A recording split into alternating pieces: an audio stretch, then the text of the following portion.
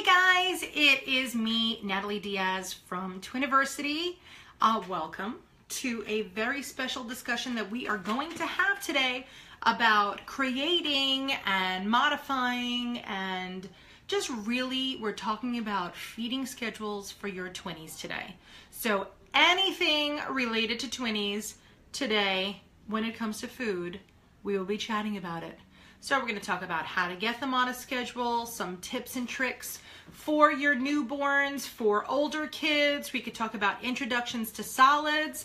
Hi! You guys are starting to come on, and I am so excited and honored as always that you are joining us. And don't forget, of course, we will have tons of prizes. I love giving away things as much as you guys love receiving them.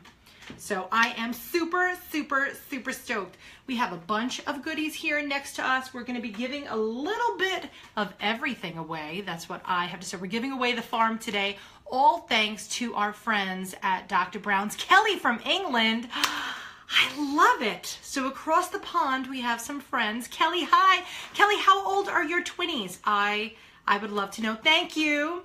This wallpaper, as crazy as this sounds, it's peel and stick wallpaper. It's made of like the same material that you put like decals on the kids' walls, like, you know, Spider-Man or princesses. It's the same type of product. It's crazy. And it took me so quickly, so much time. Well, it didn't take me any time to put together. And you can't even, oh, I'm almost breaking our sign. You can't even see the seams.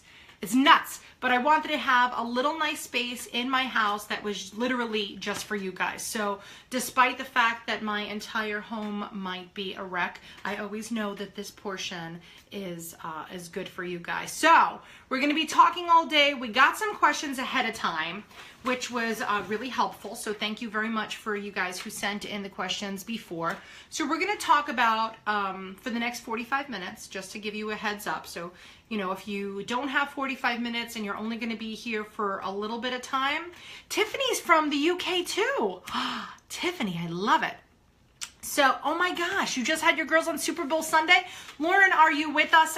Lauren, one of our Mom Squad members, also had Super Bowl babies. So that's pretty crazy. So we're going to talk about different types of feeding schedules. And if you have questions and you can't stay for the whole time, please ask them below. You could also shoot us a direct message. So just at the top, how would you send us a direct message? Just send us a direct message. It'll say message them.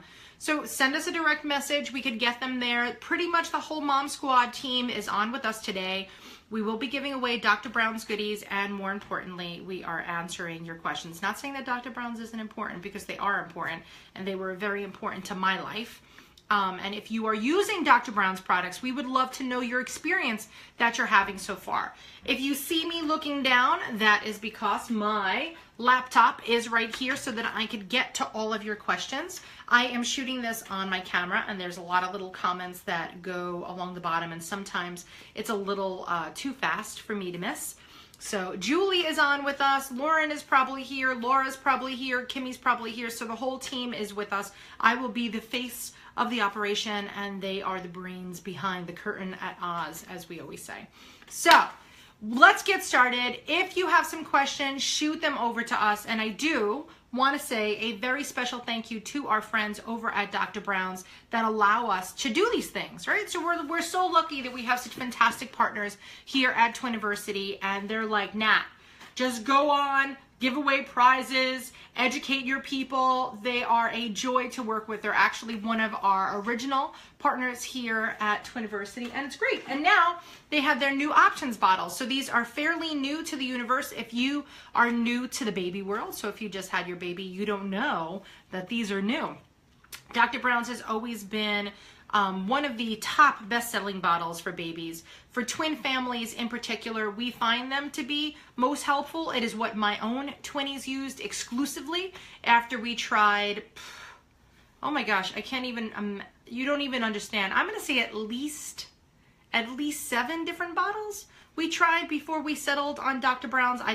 Honestly, I didn't know that Dr. Brown's existed at the time, and lucky enough I was able to get one from another person that I met at a Twin Club meeting, and she told me about them, and it was great.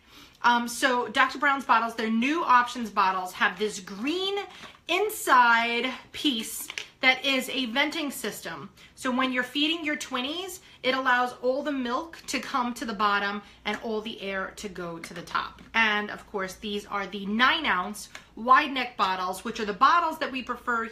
Like if you're gonna register, these are the ones that you get simply for a few reasons. I'm gonna tell you why I like the wide neck better. Number one, you start with the 9-ounce because you're eventually going to use a 9-ounce bottle. So just buy the 9-ounce bottles, because let's say you register for all the starter kits and you get the 4-ounce bottles. You're then just going to have to go back to the store and you're going to have to buy the 9-ounce anyway. If you feel me on this, I would love to see some hearts.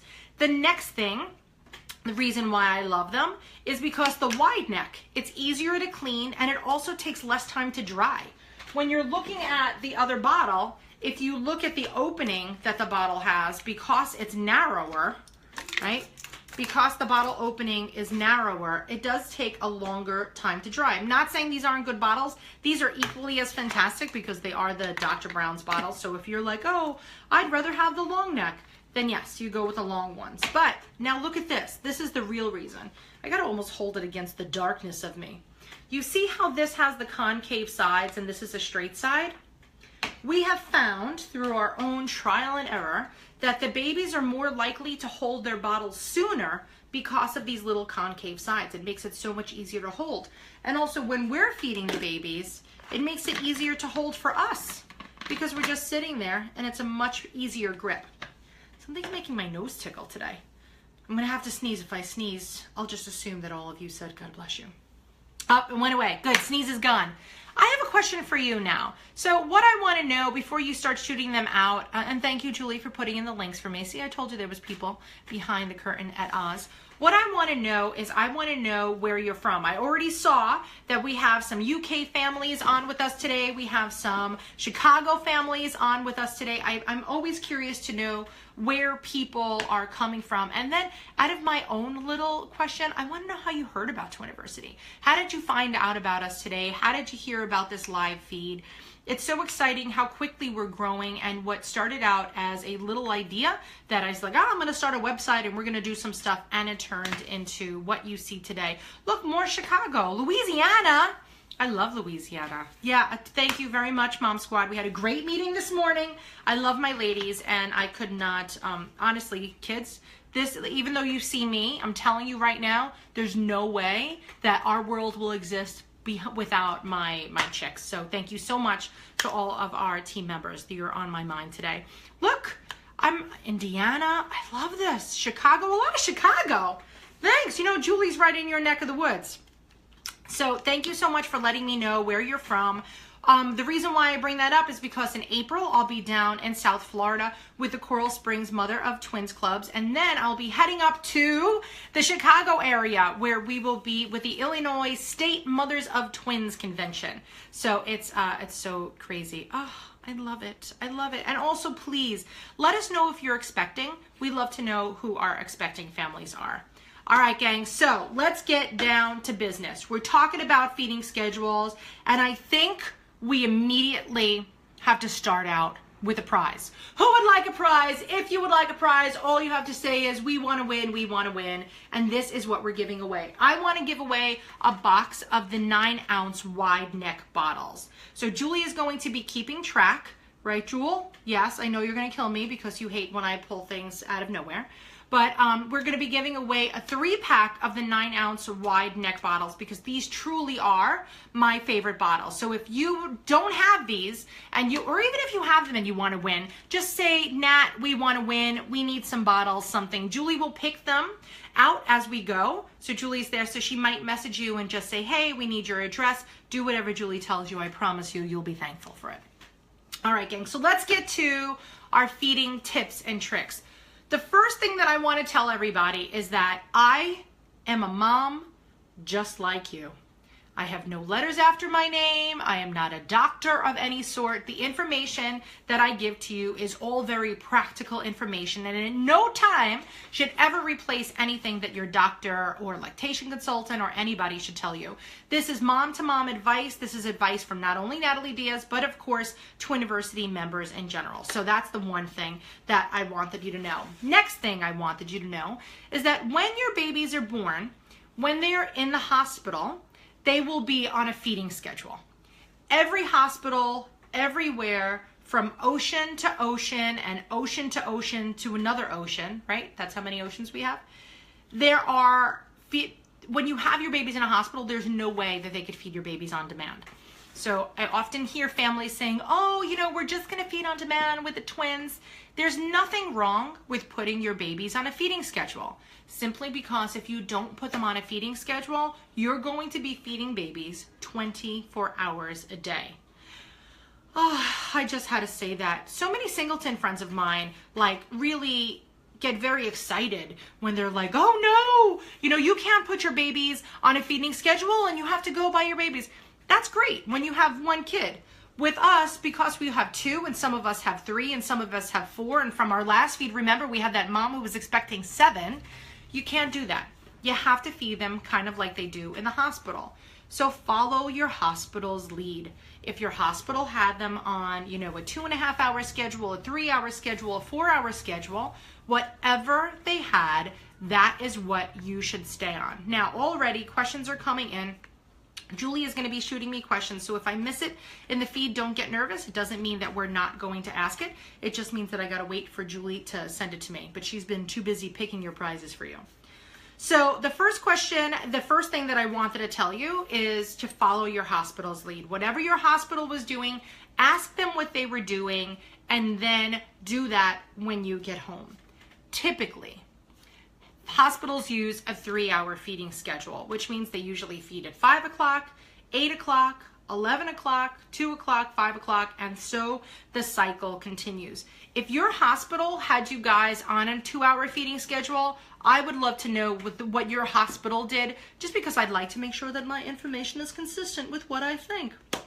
So it's every 3 hours, and it's top of the hour to top of the hour. That's always another confusing thing that people usually ask me is they say, you know, if I'm feeding every 3 hours, do I start the clock when I finish the feed? No, you do not start the clock when you finish the feed. You start the clock when you start the feed.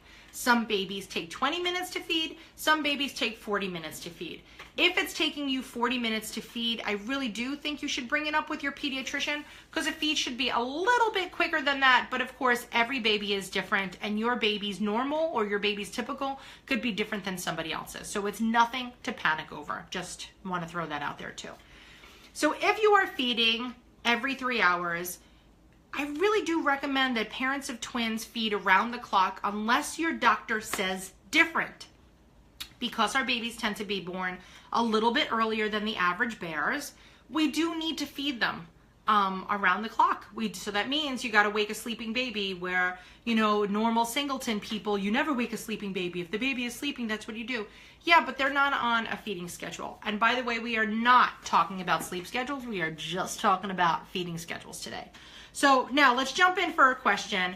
We have Amber says, how early can cluster feedings begin? I feel like my girls may be using me as a pacifier. There's a very good chance that your girls are using you as a pacifier. So here's what I want you to do. I want you to know a few things when you're breastfeeding. So when you're feeding them, I want you to really keep track of if they're swallowing. So once they're latched on and they have a really nice latch, check to see, and you could see their little throats moving. You could see their cheeks going in and out like they're just using a pacifier. Are they actually drinking? That is what I would like you to note next time. But it's really, really, really difficult to deal with breastfeeding. Not because it's difficult to breastfeed, but because there's so many things going on and you have the 2 babies, that if you are not sure of something, or if you're unsure about your positioning or your latch or anything, make sure that you consult your local lactation consultant. And also, I just had a member this week, a Twiniversity mom, call me, and she's like, Nat, guess what? I got my insurance to cover 4 in-home lactation visits. what? From her insurance. So if you don't think, if you're like, I can't afford a lactation specialist, you never know. You may be able to get it covered by your insurance company because breast milk is often deemed medically necessary for premature babies. And so of course your insurance wants you to cover that. So what do we do about cluster feedings? What we do is, number one, we stay on this feeding schedule. So you do the same thing every 3 hours around the clock. You keep them on your boobs until they finish drinking. How do we know when we're finished drinking? They might start to fall asleep. And you know, we talked about breastfeeding previous, right? So we've had a lot of live feeds where we were talking about breastfeeding. So if you see that they're falling asleep, the very first thing that you do, you blow on them. You blow on them, it jars them a little bit, they get a little bit awake, they're like, what the heck was just going on? Do that first and see if what they're doing, right? So if they are using you as a pacifier, or if they're drinking, if they're using you as a pacifier and they're sleeping, try that and let them wake up a little bit. The next thing you do is, if they're in a swaddle or in some nice snuggly pajamas, loosen them up, let them get a little bit uncomfortable. I'm not saying that we have to make them uncomfortable where it's like they're freezing or whatever, but we want them to eat, right? We want to be the human vending machine. We don't necessarily want to be the human pacifier. So make them comfortable enough that they're eating, but uncomfortable enough that they're not falling asleep. And I always say to all of my families, every single meal, breastfeeding or bottle feeding, is like Thanksgiving. So I don't know if I'm the only one. I can't possibly be the only one that eats like a total savage on Thanksgiving, but it is fantastic, right? It's like you eat appetizers, and then we have a main course, 17,000 sides, and then forget it, bring on the apple pie and ice cream and pumpkin pie and the fudge and the cookies and everything. Yes, I still need to lose my Thanksgiving weight, but every single meal is like that for your babies. So it is really difficult to keep them awake because they're freaking hungry and they're just like, I'm going to eat and then I'm just going to pass out. So that is a tough one, but I would say change the situation up a little bit, Amber, so that they aren't as comfortable and that hopefully they will eat a little bit more. All right, so the next one says, when do you start solids? This is a big topic that always comes up because people don't know when. If you look online will say, some websites will say 4 months, some will say 5 months, some will say 6 months. I will say 6 months. 6 months is when you should begin solids unless your doctor tells you different. The reason why I say 6 months is not just because I want to deprive them of the most delicious food that you are going to make for them, but it's because structurally they can't always handle eating yet.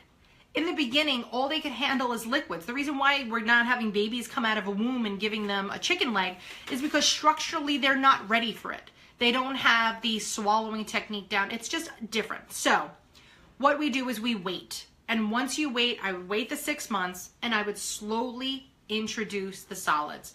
I would start off with something very basic and then make them more complicated as you go along.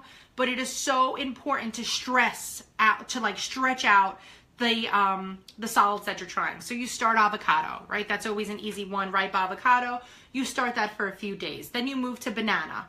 If there was no reaction to avocado, we can introduce banana. So now we know avocado's safe. Now we have bananas. We introduce the bananas for a few days. We know that's safe. We introduce carrots. Now we have avocados, bananas, and carrots. And you keep adding foods in slowly to make sure that you have no allergic reactions to anything. That's why we do it, and that's why we wait. So do not rush and introduce solids to the babies. You got plenty of time. But if your pediatrician is like, hey, listen, Nat, you got to start a little bit earlier, then you start a little bit earlier. Of course, you never go against what they say. All right, we got more questions. How early, no, we did that one. What should a feeding schedule for 9-month-olds look like? How many of you guys out there have 9-month-old twinnies? I want to know. So, how old are your twinnies? That is my next question that I have. Also, we'll be giving away another prize because feeding schedules are covered in here extensively. If you do not have a copy of this book, then what I would like you to say is, Nat, I need a book. We'll be giving away a copy of my book. I will put this in the mailbox today. If you have read this book, I would love to know what you thought about it because I don't know, it just makes me happy to hear that people are reading my book and it's so exciting. I kind of look like my picture a little bit today. But 9-month-old feeding schedules are in here and we cover feeding extensively.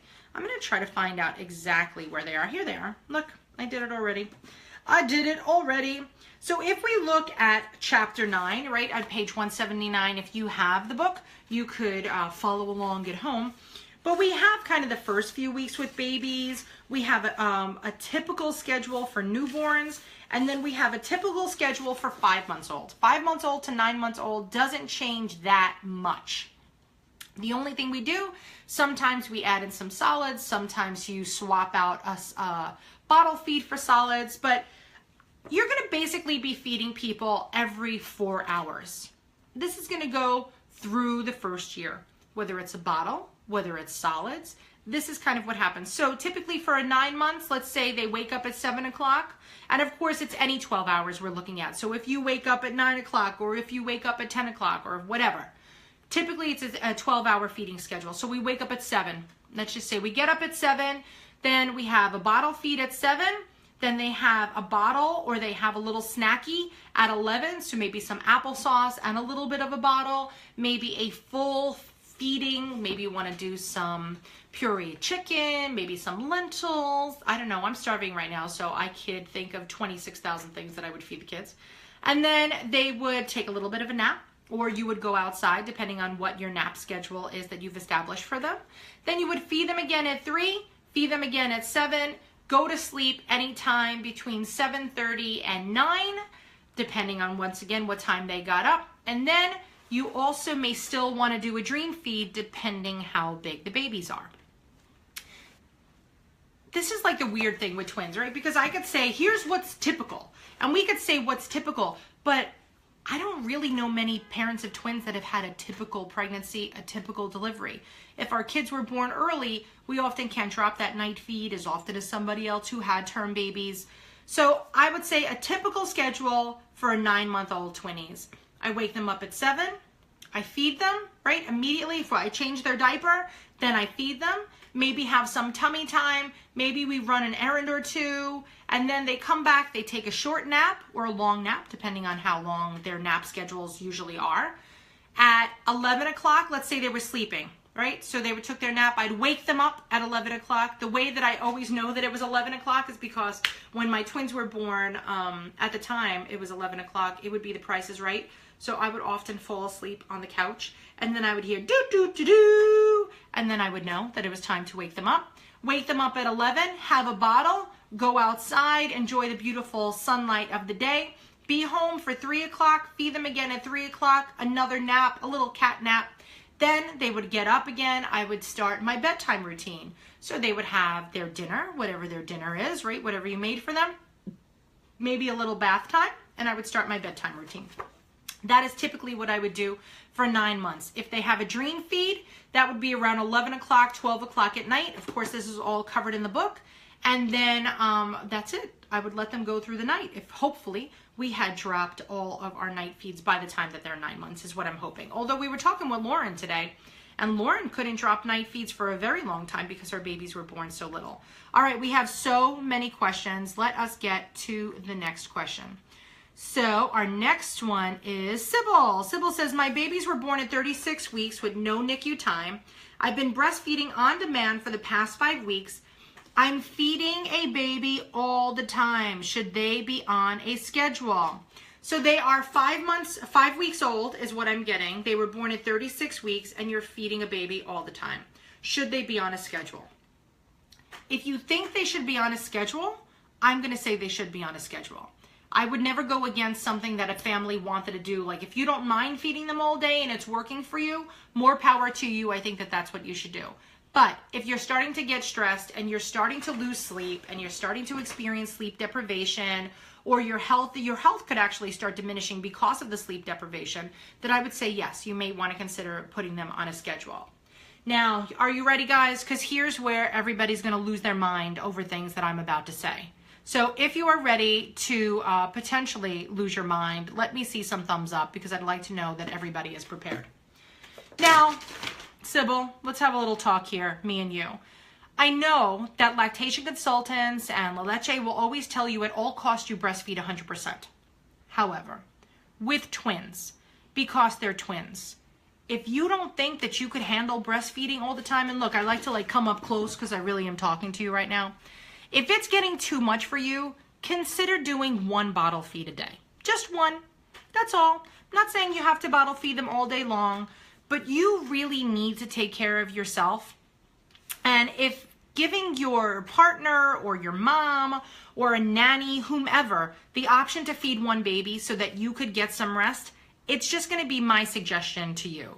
I'll never go against anything that the professionals that you're working with will tell you, but I'm saying friend to friend, mom to mom, breastfeeding twins is really, really, really difficult, but unless you take care of yourself, nobody's going to win in your house.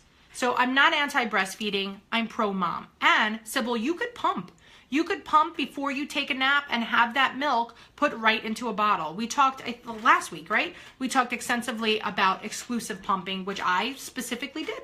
Right? I was an exclusive pumper. I pumped, I put them right into my Dr. Brown's bottles. I would go take a nap, and then I knew that the babies were safe and sound. So I do think that they should be on a schedule, simply because if they're not on a schedule, they're going to be hooked up to you pretty much 24 hours a day. And that, my friend, is really, really difficult to deal with. So Sybil, I feel for you. If you have, and if anybody out there has experienced the same thing that Sybil, or here's what I would love to. When you guys were putting up the ages of your 20s, and feel free to throw it up again too, I would like everybody to find a buddy today. Find a buddy. Doesn't even have to be in your neck of the woods, doesn't even have to be in your country. But find a buddy that has that has 20s that are the same age as your 20s, and I want everybody to make a new Facebook friend today. Okay? And here's the thing. Because you're making Facebook friends, once you make Facebook friends, we want to give you both a prize. So we're going to work on that, but find a Facebook buddy, and the next live feed that we do or something, I'm going to say, hey, who was that Facebook buddy that you made? And I'm going to give you guys both an opportunity to win a prize, because I like sharing is caring, right? So Jewel, don't get nervous. It's okay. I know when I throw things unexpectedly out there. But like Sybil, I feel like you need a partner. I feel like you need a twin mom partner who has, 5 weekers, or maybe has, 11 weekers or something, but somebody that you could say, hey, listen, what are you doing? This is what we're doing in our house. Community is essential for parents of twins, which is why Twiniversity is so successful. It's because we are a community, right? It's not only that you have me, because you do have me, and you guys could call me 24 hours a day. If you don't know that, that is true. If you just Google Natalie Twins phone number, you will actually find my phone number. I want that for you, because I had that. I had my local community, and you also have to find your local community at home. Nothing in the world beats having a cup of coffee, having 12 martinis, having, a cranberry scone, which is what I'm in the mood for, with a fellow parent of twins that has kids your age. It's really, really, really important. I love that you guys are throwing up your baby's age. This is why we do this, right? So Sybil, yes, I think your baby should be on a schedule. I wish that it was as simple as saying, today, this is what you're gonna do. Starting schedules is a little bit more challenging when you don't have one. That's why my first tip of our feed was to basically follow the schedule that was in the hospital. But it's never too late. It's only too late if you don't start now. That's gonna be my tattoo that I'm gonna write in like Gothic letters along my arm, so that you guys always see it, and you know that no matter what you're doing today, if you're not happy with it, we could change it, and we can make tomorrow a better day. Thank God for the sun, right? The sun rises, we get new opportunities to make new changes every single day. All right, let's go to our next question. All right, here we go. My twins are 6 months old, born at 9 weeks premature. Do I start using their adjusted age for feeding solids or feeding schedule? Judy, this is exactly what I mean. You got to speak to your doctor, because just because they were born early, if they caught up, let's say, and they're meeting all their milestones, then you may just typically go with what everybody else does at 6 months. But it's why we ask our doctor, because 9 weeks is a lot. My babies were born 6 weeks early, and that seemed like a lot. 9 weeks is not a lot for the normal twin universe, but 9 weeks is a lot for a baby. There's a lot of stuff that would have happened in utero that didn't.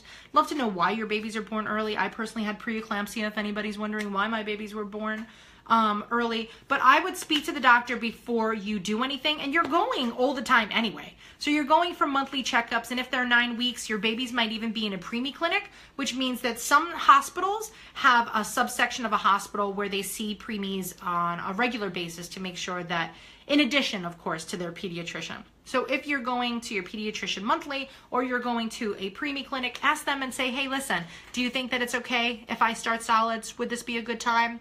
If I do you have a recommendation of what solids I should start? So look, see, Stephanie had her babies 9 weeks early too. If you had your babies early, I want to know how early were they. So I right here had mine 6 weeks. Mom Squad, join in the club too. Write how early your babies were. It's fascinating. We have such a diverse group, right? I hope Lauren's on with her Super Bowl babies. So speak to your doctor is what I'm going to say. And I'm sorry that I'm giving answers like that, but it's hard to give advice, right? Where this is just a live feed, mom to mom. I can't see your babies. I don't know how much they are, but I'm going to say, hey, this is what you're going to ask your doctor. All right, here's our next question. Calvin says, where should I go for more dad advice of twins, Nat? You should go to Twin Dad Joe's website. He has a fantastic, fantastic website. He's also one of our writers at Twiniversity. Could not possibly recommend him more. Also, in our book, you guys know that the book was written for parents, right? And if you're like, dads, I want more dad advice. If you look at the squares, like the grade squares, I'm trying to find one in particular. If you look at the grade squares in our book, that look like that, right? Let's find another grade square.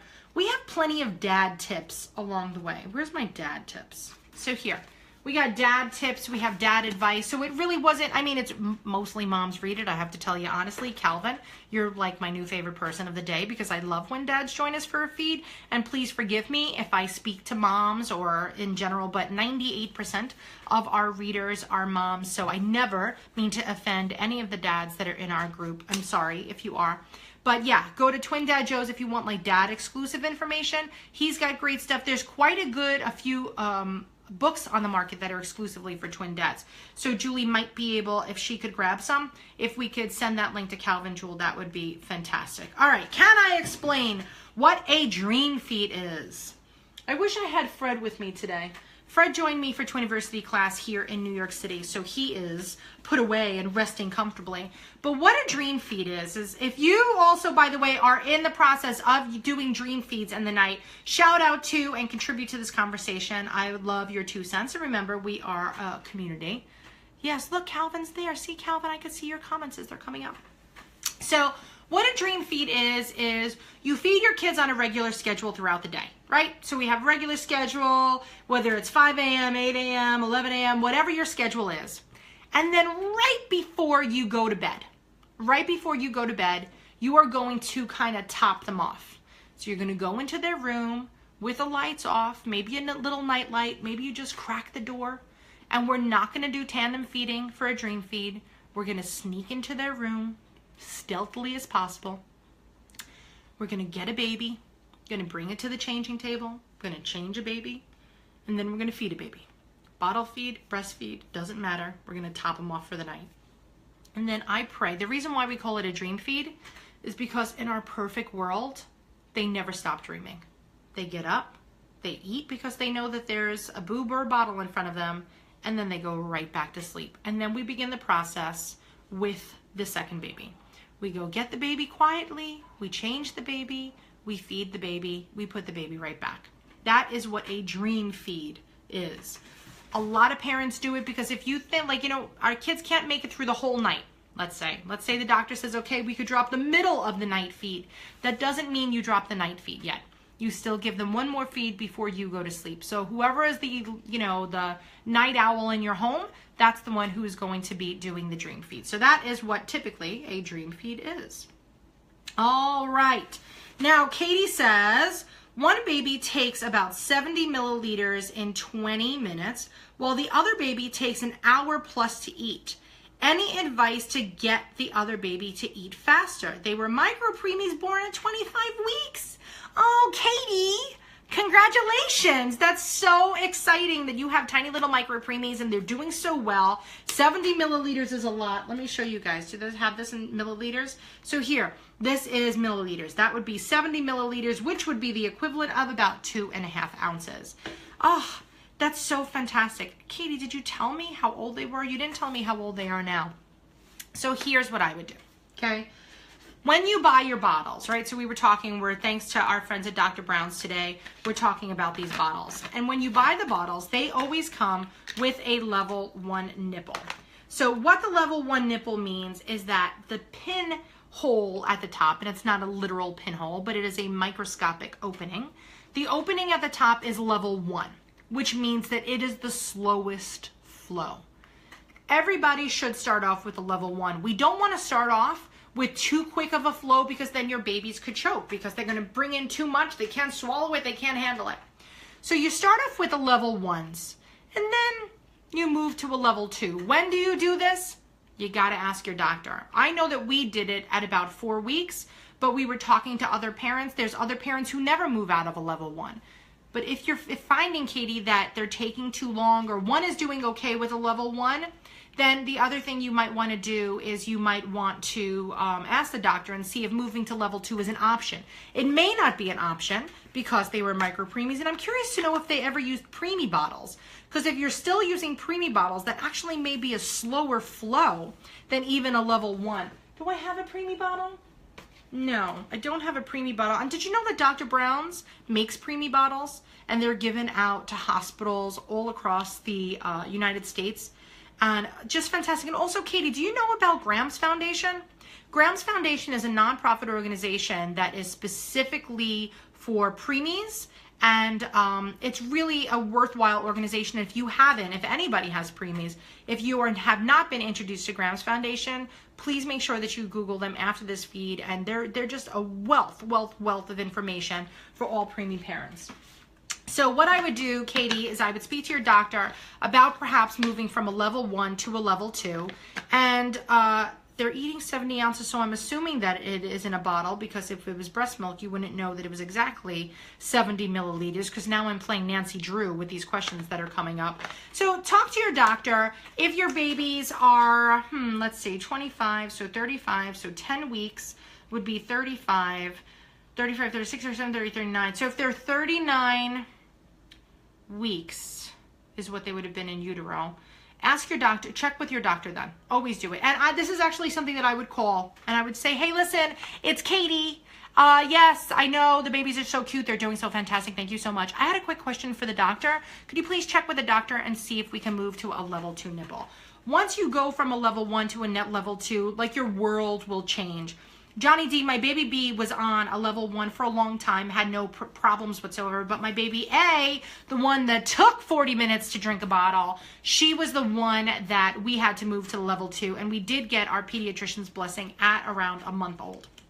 So that is something that I would advise that you look into. But Katie, everybody should be congratulating Katie. 25 weeks is just extraordinary. I am proud of you. I am proud of them. You did it, Katie!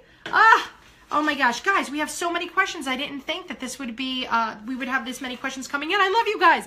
But guys, it's prize time. I want to give away some of me and Julie's #1 baby balm. We are going to now give away 2 of these. So tag your best twin mom friend. Everybody is going to win some baby balm. I wish that my light wasn't so bright. There we go. I'll make a little shadow for it. Has anybody used Dr. Brown's baby balm? I know everybody knows them for bottles, right? I know them for bottles too, but I'm telling you, their baby balm is the jam. Here's what we use baby balm for. You could use it for diaper rash. You could use it for eczema. You could use it for cradle cap. I don't actually know what they recommend it for. I just know what our moms are using it for. You could use it for mom's dry skin. You could use it for chapped lips. I've used this on my own chapped lips. I wouldn't put it on the babies, but I would put it on my own. I have used this on my husband's face when his face was dry after shaving.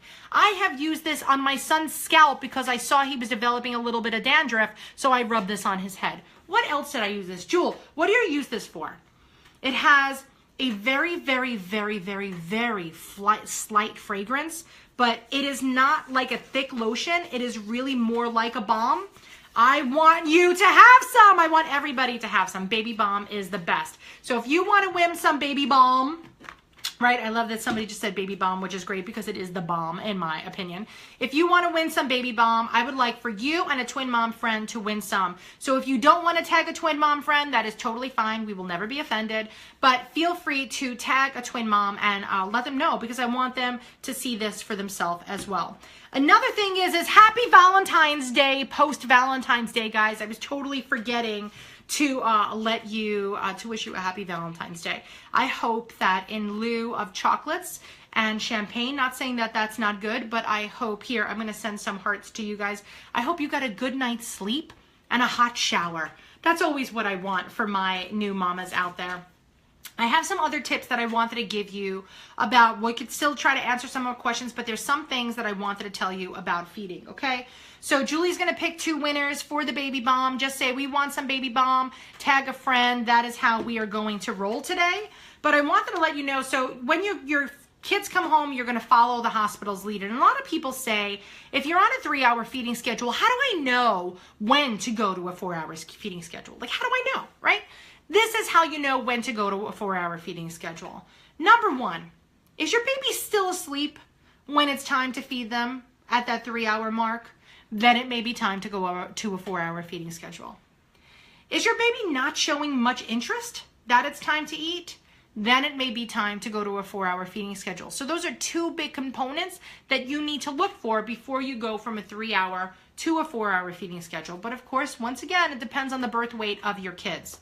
I always see other people, like I see other professionals or influencers, whatever we're called, but I see them give advice, and I guess they just assume that everybody is born at 40 weeks. But in our world, I'm so used to not having people born at 40 weeks that it's like the next thing that comes out of my mouth is, but make sure you speak to your doctor, because right, it's all a different situation. Now, I want to let you know we do have one other big grand prize that we're going to give away. Dr. Brown's, by the way, doesn't even know that we're giving prizes away today. They're just like, Nat, you just give them whatever you think that they should have. I think that we should give away a grand prize. And here's what the grand prize should entail. And by the way, Julie doesn't even know what I want in this grand prize because I'm just telling you what we want. I want 6 8-ounce wide neck bottles, right? So that's the first thing that I want. Then I definitely want a thing of the baby bomb. Then I want, oh my gosh, I'm dropping things. Avalanche. Then I want you, oh, that's so funny what I just did to myself. I'll tell you in a second what I did. Then what I want you to have is I want you to have their dishwasher rack. You need, if you have Dr. Brown's bottles, you gotta get their dishwasher rack. And here's why. When you're putting your bottles in the dishwasher and you do put them in their top rack dishwasher safe, you gotta disassemble everything. And then you put it in here and you put all the little pieces, right? I'm gonna just put this down for a second. I'll pick it up in a moment. But here's where the trouble comes in. Washing these bad boys. If you have the dishwasher basket, all you have to do is slip it into one of these little notches. And then when you close it, everything stays put. I see so many families, right? I do private classes in people's homes and we go back and we check. You guys are putting this on the spindle of the dishwasher. If you put it on the spindle of the dishwasher, it's never getting clean on the inside. So you got to make sure that you are definitely using the dishwasher basket. This is like some super rubberized silicone. I don't know what it is, but I'm telling you, Kelly, look, you just bought a dishwasher basket for the first time. This is the one to buy. So this, I love it. And even if you're not using Dr. Brown's bottles, I got to tell you the truth. I would use this for any bottles and pacifiers and anything that has to be cleaned. It'll go in the dishwasher, but don't just let it sit on the top rack of the dishwasher, because if it goes over and lands on the heating coil, you're going to burn everything and it's going to smell super duper bad. Okay, so you're going to get one of these. You're going to get one of these. You're going to get the bottles. And then also, no, I want the soap. I don't have the soap. Jewel, I don't have the soap in front of me. I do have the soap in front of me. Their foaming baby wash is fan-freaking-tastic.